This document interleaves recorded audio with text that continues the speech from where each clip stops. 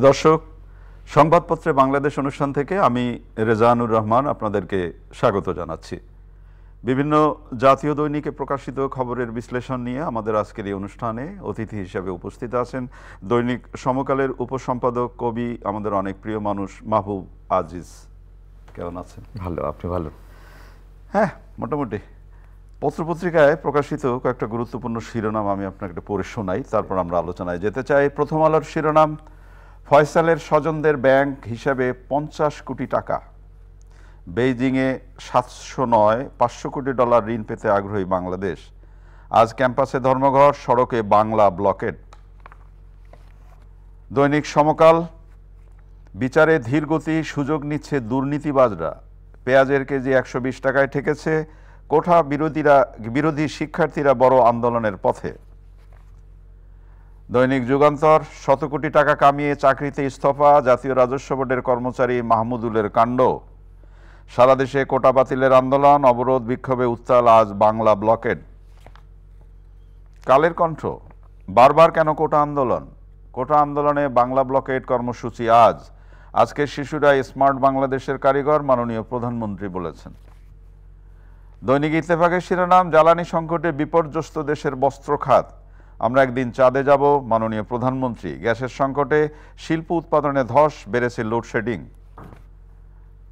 বাংলাদেশ প্রতিদিন, মাদক কারবারিদের সদর দপ্তর ভয়ঙ্কর চনপাড়া বস্তি। বাংলা ব্লকেড কর্মসূচিতে কোটা বিরোধীরা, ক্লাস বর্জন, সড়ক মহাসড়ক অবরোধ, পুলিশের বাধা। চীন সফর হবে বহুমাত্রিক। আমাদের সময়, অচলাবস্থা কাটবে কবে? কোটা বিরোধী আন্দোলন, অর্থনীতি ছাপিয়ে কৌশলগত অংশদারিত্ব চায় বেইজিং। মানব জমিনের শিরোনাম, ব্রিটেনে প্রথম নারী মুসলিম বিচার মন্ত্রী শাবানা মাহমুদ। বাজারের নিয়ন্ত্রণ কার হাতে? কোটা বিরোধী আন্দোলন ছড়িয়ে পড়তে পারে, পুলিশ সদর দপ্তরের বার্তা। খবরের কাগজের শিরোনাম, রোহিঙ্গা প্রত্যাবাসন, নতুন ঋণ ও সুদহার কমানোর প্রস্তাব দেবে ঢাকা, প্রধানমন্ত্রীর চীন সফর। বিমান বাংলাদেশ এয়ারলাইন্স সার্টিফিকেট ছাড়াই 6 বছর গ্রাউন্ড হ্যান্ডেলিং, কর্মসূচি বাংলা ব্লকেড। কালবেলার শিরোনাম, বিমানে পদোন্নতি পাচ্ছেন চোরাচালানে জড়িতরা। 2 মন্ত্রণালয়কে সংসদীয় কমিটির কঠোর বার্তা। শুরু হচ্ছে সমন্বিত আন্দোলন, আজ থেকে বাংলা ব্লকেড। দৈনিক বাংলা, ক্লাস পরীক্ষা বর্জন, আজ থেকে বাংলা ব্লকেড কর্মসূচি। ইরানের 14তম প্রেসিডেন্ট হলেন মাসুদ পেজেশকিয়ান। দৈনিক জনকণ্ঠ, বাড়বে বন্ধুত্বের পরিসর, প্রধানমন্ত্রীর আসন্ন চীন, স্পেন ও ব্রাজিল সফর। তোমরা স্মার্ট হলে বাংলাদেশে স্মার্ট হবে, টুঙ্গিপাড়ায় শিক্ষার্থীদের উদ্দেশ্যে মাননীয় প্রধানমন্ত্রী। আজ আপনি শিরোনাম শুনলেন। আমরা একটু গত কয়েকদিন ধরে বিশেষ করে শিক্ষকদের আন্দোলন এবং কোটা বিরোধী আন্দোলন নিয়ে একটা সংকটের মধ্যেই আছি। আজকের পত্রপত্রিকায় যে শব্দটি বাংলা ব্লকেড, আমার কাছে যেটা মনে হয় একটু নতুন শব্দ পাওয়া গেল। কিন্তু কোটা বিরোধী আন্দোলন, আজ ক্যাম্পাসে ধর্মঘট এবং কোটা বিরোধীরা শিক্ষার্থীরা বড় আন্দোলনের পথে, আপনাদের পত্রিকা শিরোনাম করেছে সমকাল। এবং মানব জমিনের যে রিপোর্ট, সেটা কোটা বিরোধী আন্দোলন ছড়িয়ে পড়তে পারে, পুলিশ সদর দপ্তরের বার্তা। তাহলে হচ্ছে কি মনে হয় আপনার? যেটা রেজা ভাই, আমরা এর আগের বার দেখলাম 2018 সালে যে কোটা আন্দোলনটা ছিল, সেটারই একটা যখন হাইকোর্ট সেটাকে বাতিল ঘোষণা করলেন, তো একইভাবে যা ঘটনা ঘটেছিল সেটারই পুনরাবৃত্তি আমরা দেখছি। আসলে মূলে আমাদের কয়েকটা প্রশ্ন রাখা দরকার যে এই কোটা আসলেই এখন দরকার আছে কিনা, এটা ছাত্রদেরকেও বুঝতে হবে, এইটা যারা নীতি নির্ধারক তাদেরকেও বুঝতে হবে। এটা একটা মানে উইন উইন সিচুয়েশনে আসতে হবে। মুক্তিযুদ্ধের আজকে 53 বছর পর মুক্তিযোদ্ধাদের নাতিদের জন্য কোটা থাকবে, এটা কি আসলে মুক্তিযোদ্ধাদের জন্য খুব মানে সম্মানজনক কিনা, সেটাও তো আমাদের ভাবনার দরকার। যে তার নাতি বা তার নাতি এভাবে চলতে থাকবে? বিভিন্ন দেশেই তো আপনার যুদ্ধ হয়েছে, মুক্তিযুদ্ধ হয়েছে, তো এই ধরনের ঘটনা কোথায় আছে? এবং একটি দেশের সরকারি চাকরির 50% যদি কোটায় থাকে, 56% কোটায় থাকে, তাহলে আর বাকি থাকে কত? আবার এটাও ঠিক, আমাদের পিছিয়ে পড়া জনগোষ্ঠী, নারী, প্রতিবন্ধী এবং অবশ্যই মুক্তিযোদ্ধা, যেগুলো আমরা একেবারেই বিবেচনা রাখতেই হয়, তাদের জন্য কিছু কোটাও রাখা উচিত। যারা কোটা আন্দোলন করছেন তারাও বোধহয় বলছেন না যে না কোটা থাকবে না, কিন্তু সহনীয় একেবারে উঠিয়ে দেওয়া হয়েছিল। তো উঠিয়ে দেওয়া হয়েছিল বলেই কিন্তু রিটটা করা গেছে। তখন যদি সহনীয় পর্যায়ে থাকতো তাহলে কিন্তু আর হতো না। উঠিয়ে দেওয়ার সিদ্ধান্তটাও যেমন ঠিক হয়নি, আবার ছাত্ররা যখন একেবারে বলছেন যে অনেকেই দেখা যাচ্ছে যে মুক্তিযুদ্ধের বিরুদ্ধে কথা বলে বসছেন এবং স্পর্শকাতর কথা বলছেন, এগুলো তো ঠিক না, এগুলোও ঠিক না। তার মানে দুই পক্ষেরই একটা সহনশীল আচরণ করবার প্রয়োজন আছে, যে মূল সমস্যাটা খুবই কম, মানে 56% কোটা থাকতে পারে না আসলে কোনো দেশ না। কিন্তু মাহবুব, একটা জিনিস খুব জানা খুব জরুরি দরকার, যেটা হলো যে এই যে আন্দোলনটা এখন যে পর্যায়ে যাচ্ছে, গত কয়েকদিন ধরে রাস্তা ব্লকেড হয়েছে, রাস্তার যানজট হয়েছে, মানুষের দুর্ভোগ হয়েছে।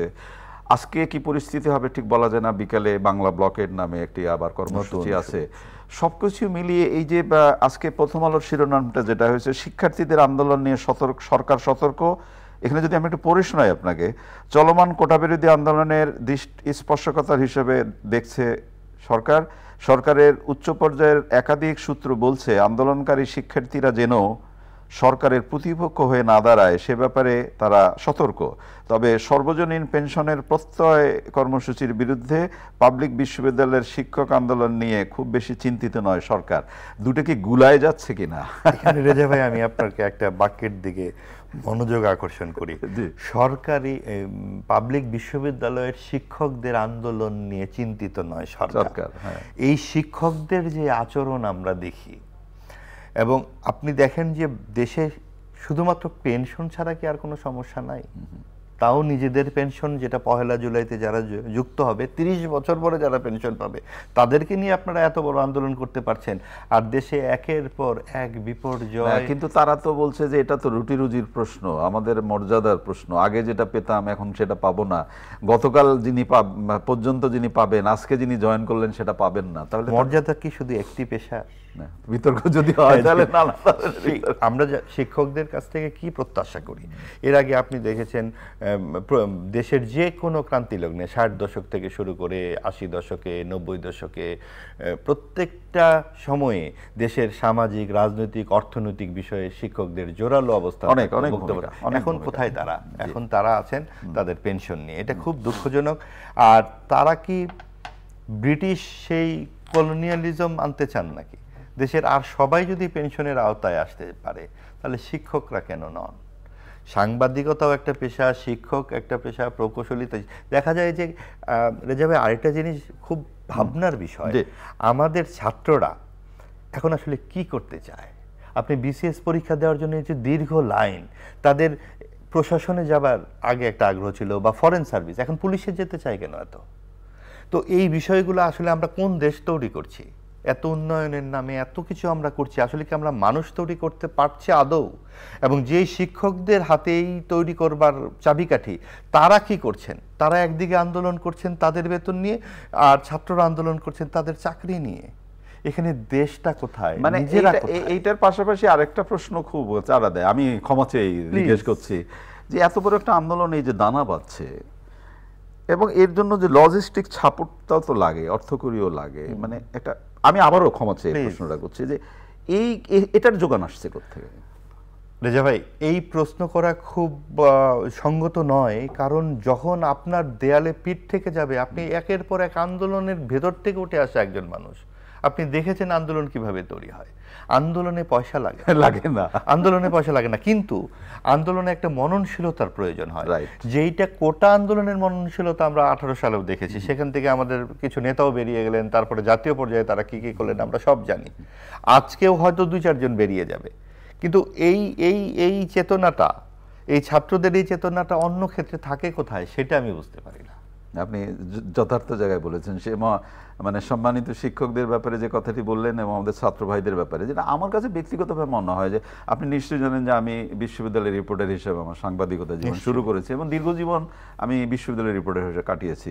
সেই সময় ছাত্র আন্দোলন বা ছাত্র সংগঠনের যে ভূমিকাটা দেখতাম, ছাত্রদের দাবি আদায় সম্পর্কিত, নিজেদের ছাত্র জীবন সম্পর্কিত যে দাবি আদায় যে বিষয়গুলো, সেগুলোই সবচেয়ে বেশি গুরুত্ব পেত। এখন কি কোনো ছাত্র সংগঠন ছাত্রদের বেতন ভাতা, কাগজের দাম বেড়ে গেছে, সেই আলোচনাগুলো ঘটনাগুলো কি দেখেন করেন? রেজা ভাই, গত এটা এটা অনেকের হয়তো খারাপ লাগবে আমার এই কথাটি। পরিষ্কার করে আপনি একটা প্রশ্ন আমরা করতে পারি, ছাত্রলীগ বলেন যেহেতু ক্ষমতায় আছে গত টানা 15 বছর, তারা কি একবারও ডাকসু নির্বাচন চেয়েছে? না। তারা কি কোথাও কোনো পাবলিক ইউনিভার্সিটিতে ছাত্র সমাবেশ গণতান্ত্রিকভাবে করতে শুধু ডাকসু কেন, অন্য কোথাও সংসদ নাই, এবং কারো মাথাতেই নাই এটা। আপনার অধ্যাপকদের কথা বলেন, তারা সাদা দল, নীল দল ইত্যাদি দলে বিভক্ত হয়ে তারা রাজনীতি করছে। এই ক্ষেত্রে কিন্তু এই ক্ষেত্রে তারাও কোনো কথা বলে না। কাজে এই যে পুরো অচলাবস্থাটা, এবং এইটা সবচেয়ে চূড়ান্ত পর্যায়ে গিয়ে আঘাত লাগছে আসলে আমাদের এই দেশের যে হিউম্যান রিসোর্স আমরা যেটা বলি, মানব সম্পদ যেটা তৈরি হচ্ছে, সেটা আসলে কি তৈরি হচ্ছে। আমরা আমাদের একজন বরেণ্য কথাশিল্পী সৈয়দ মঞ্জুরুল ইসলাম কিছুদিন আগে বলেছেন, চারদিকে দেখি শুধু শ্রমিক বানানোর পায়তারা। এই দেশে শ্রমিক আছে, প্রশাসক আছে, কিন্তু এই দেশে কোনো শিক্ষাবিদ নাই। আপনি কিন্তু একটা চমৎকার কথা বলছেন, এবং আমি এই অনুষ্ঠানে গত কয়েকদিন ধরেই একটা কথা বলবার চেষ্টা করছি, সবকিছু থেমে যাবে, ক্ষতি হবে শিক্ষা। সেটাই হচ্ছে আসলে। অনেক ধন্যবাদ আপনাকে। আমরা বেশ কয়েকদিন ধরে বেশ মাসাধিক আরো বেশি দুর্নীতি, কারো এত টাকা, যেমন কত টাকা লাগে এটাও একটা প্রশ্ন। যেমন আজকে একটি পত্রিকার শিরোনাম হয়েছে যে জাতীয় রাজস্ব বোর্ডের কর্মচারী মাহমুদুলের কাণ্ড, 100 কোটি টাকা কামিয়ে তিনি চাকরিতে ইস্তফা দিয়েছেন। বাস, তা 100 কোটি টাকা যদি কামানোর পরে চাকরি তো আর লাগে না। আবার আরেকদিকে এনবিআর এর সাবেক প্রথম সচিব ফয়সাল সাহেবের স্বজনদের ব্যাপারে হিসাব দেখে দেখা গেছে তিনি 50 কোটি টাকা তার স্বজনদের নামে নামে নামে নামে দিয়ে দিয়েছেন। শ্বশুর শাশুড়িকে দিয়েছেন, বাবা মাকে দিয়েছেন, ভাই বোনের দিয়েছেন। এর চেয়ে তো আর ভালো সন্তান বোধহয় হয় না। তাহলে রাষ্ট্রের কি হলো? এই জায়গাটাতেই তো মানে সবগুলোর সাথে পারস্পরিক একটা সম্পর্ক আছে। কোথাও কোথাও জবাবদিহি তার যে বিষয়টা, এইটা নাই। একজন অধ্যাপক যেমন তার কাজে কয়টা তাকে ক্লাস নিতে হবে, তার রিসার্চ ওয়ার্ক কোথায়, ঢাকা বিশ্ববিদ্যালয়ে আদৌ কোনো গবেষণা হচ্ছে কিনা এখন, সেগুলো নিয়ে যেমন কোনো কথা হচ্ছে না। একজন অধ্যাপক তো 4টি বিশ্ববিদ্যালয়ে কাজ করেন, ডাক্তারদের মতোই অবস্থা। তো এইরকম জায়গায় প্রত্যেকটা জায়গাতেই কিন্তু যে যার মতো করে স্পেস তৈরি করে নিচ্ছেন। আর এই কাঠামোগুলো তো একেবারে ভয়াবহ অবস্থায় পৌঁছেছে। প্যান্ডোরার বাক্সে আর কি কি আছে, কারণ এখানে 3-4টি প্যান্ডোরা বেরোচ্ছে, যা বেরোচ্ছে এক একজন তাতেই বোঝা যাচ্ছে হয়েছে কি। এবং যিনি 100 কোটি টাকা রোজগার করেন, একা তো করতে পারেন না, না ঘাটে ঘাটে ঘাটে ঘাটে ঘাটে ঘাটে দিয়ে দিয়ে করে আসেন। তো তারা কোথায়? এখন হয়তো একজন প্যান্ডোরার বাক্স থেকে একটা মুখ বেরিয়ে গেছে এবং তাকে আস্তে করে ফেলে দেওয়া হয়েছে। এরকম ফেলেদেরকে নিয়ে আমরা দেখতে পাচ্ছি। কিন্তু মূল জায়গাটি হচ্ছে যে প্রতি বছরের যে আয়করের হিসাবটি, যে জবাবদিহিতার জায়গাটি, বারবার যে আপনার আয় কত হলো, কি অবস্থা, আপনার সাদা টাকা কোথায়, কালো টাকা কোথায়, এই জায়গাগুলোকে যদি ঠিক মতন কানুনের মধ্যে আনা যেত, তাহলে কিন্তু আর এই প্রশ্নগুলো এই জায়গায়। হঠাৎ করে একটি লোক তো একদিনে গিয়ে 4টা ফ্ল্যাট কিনতে পারে না, 100 কোটি টাকার মালিকও হতে পারে। হ্যাঁ, গুলশানে একদিনে ডিম কেনার মতো করে 4টা ফ্ল্যাট কিনে ফেলেছেন। তো এই ভদ্রলোক কি ভালো কথা, তো 4টা ডিমের কিছু ডিম কেনার মতো ফ্ল্যাট কিনে ফেলেছে 4টা। হ্যাঁ, তার যেহেতু তার এত কোটি টাকা আছে, সে 4টা ডিম কেনার মতো কিনেছে। তার এই পর্যায়ে উনি পৌঁছলেন কি করে? এই পর্যায়ে পৌঁছলেন এই কর্তৃত্ববাদী গণতন্ত্রহীন যে কাঠামোটি আমাদের আছে, সেই কাঠামোটির এক ধরনের পৃষ্ঠপোষকতাতে পৌঁছেছেন। এই মূল জায়গাটিতে যদি আমরা দৃষ্টি দেই এবং প্রত্যেকটা ঘাটে ঘাটে জবাবদিহিতা নিশ্চিত করতে পারি, আমার কোনো কাজই জবাবদিহিতার বাইরে না। আমরা অনুষ্ঠানটা করছি, আমরা একটা আইন কানুনের মধ্যে আমাদের কথা বলতে হবে। এটা যেমন একটা জবাবদিহিতার জায়গা, ঠিক একইভাবে আমি এখন অন্য যে কোনো জায়গায় কোনো দুর্বৃত্তায়নের অংশ হতে পারি না, সেখানেও একটা জবাবদিহিতার জায়গা আছে। এইটাই সভ্যতা। আমি একটা রাস্তায়, আপনি দেখবেন, একটা ঠাট্টা ছলে একদিন কথা বলেছিলাম, গ্রামের রাস্তায় হঠাৎ করে বিশাল এক পাজেরো, সেই রাস্তায় মানাচ্ছে না, এত বড় পাজেরো, এবং আড়াআড়ি করে রেখে দিয়েছে, হুম হাম করে 4-5 জন লোক লেগেছে। আমার মুখ দিয়ে অস্ফুট স্বরে বেরিয়ে গেল, এ কি সরকারি দল করে নাকি? কারণ কেন নিয়ম মানছে না? তো এটা কেন একজন সাধারণ মানুষ হিসেবে আমার মাথায় প্রথমেই কথাটা আসবে কেন? কারণ আমরা যখন ক্ষমতার চেয়ারে থাকি, ক্ষমতার কাঠামোতে থাকি, তখন আমাদের মনে হয় যে আমি সব, আমার সামনে কোনো নিয়ম দরকার নাই, আড়াআড়ি গাড়ি রাখতে পারবো, ডিমের হালির মতো, এক হালি ফ্ল্যাট কিনে ফেলতে পারবো, 100 কোটি টাকা শাশুড়িকে দিতে পারবো, ভাগ্নের বউকে দিতে পারবো 50 কোটি টাকা, কারণ রাখার জায়গা নাই তো, আশেপাশের লোকজনকে দিয়ে টিয়ে।